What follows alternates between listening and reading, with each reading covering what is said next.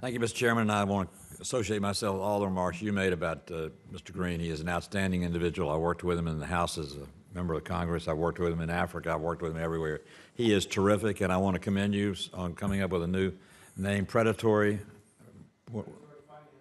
financing. As a real estate developer, I know what that means, but I now also know what it means in food security and other things like that as well.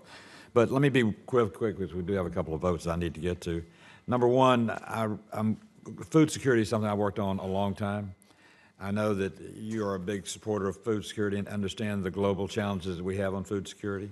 I also noticed that in the proposal here, USAID's food security program will be combined with other programs to form a new Bureau of Food Security and Resilience. Will that help us in delivering our deeply needed help in food security around the world? It will. It'll make us more nimble, more responsive. We're the largest humanitarian donor in the world by far, and no one else is close, particularly on the food security side. What we've been trying to do, and we will do with the new Bureau, is also add to it some of the resilience elements that hopefully get those countries to a place where they're less dependent upon our humanitarian food assistance. And part of that is some of the very successful tools that come from the last administration on Feed the Future.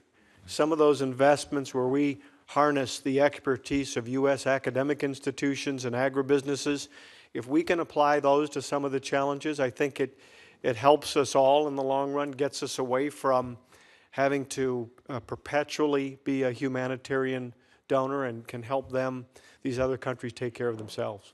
Well, fighting hunger is a tremendous asset in bringing about security and independence and a good life for people around the world who don't have it. So I'm a big supporter on that, and I hope this will help in doing so.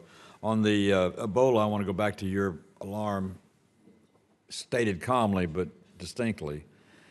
I'm worried too. I represent a state that has Hartsfield International Airport in it. So many places, we have CDC, we have Emory University, the first Ebola outbreak.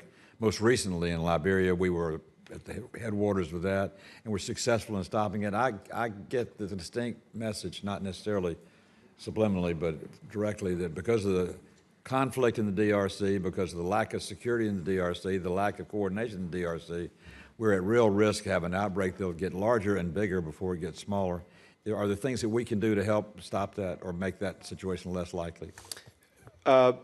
Yes. First off, as a confidence-building message, let me be clear that we work very closely with the CDC. Their medical expertise is second to none, and so we are closely working with them in the field. I think also part of the answer are some of the measures that the chairman has talked about and are in Senator Menendez's bill, or at least referred to, and that's taking a kind of a comprehensive approach. When you're fighting a pandemic in a setting like this, you need to build trust in a community so that they're willing to come forward and to rely on those tools that we provide.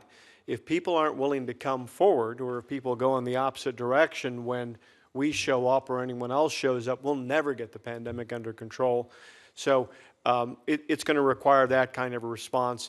That's why CDC, USAID, and state have to be joined together. We each bring tools to this, and we need to work closely together. And I think you'd hear from Dr. Redfield at CDC that we're in constant communication, and both of our teams are there right now trying to do a full-on assessment that we'll come back to you with and give you a further briefing on. I've heard just that from Mr. Redfield, and I appreciate y'all's cooperation and coordination on that, because it's critically important to see to it that we do what we need to do in the future. And I want to end by just making a comment. I watched you at work in Tanzania when you were our ambassador, and I watched your work with PEPFAR and putting people to work and getting partnership attitudes between two countries and two governments to deliver PEPFAR throughout that country at a less expensive, more effective rate than anywhere in Africa to begin with. So your natural ability and inherent like for partnership is going to be the asset that brings us in food security and health security a long way, and I appreciate your service. If we can help in any way, please let us know. Thank you, Mark.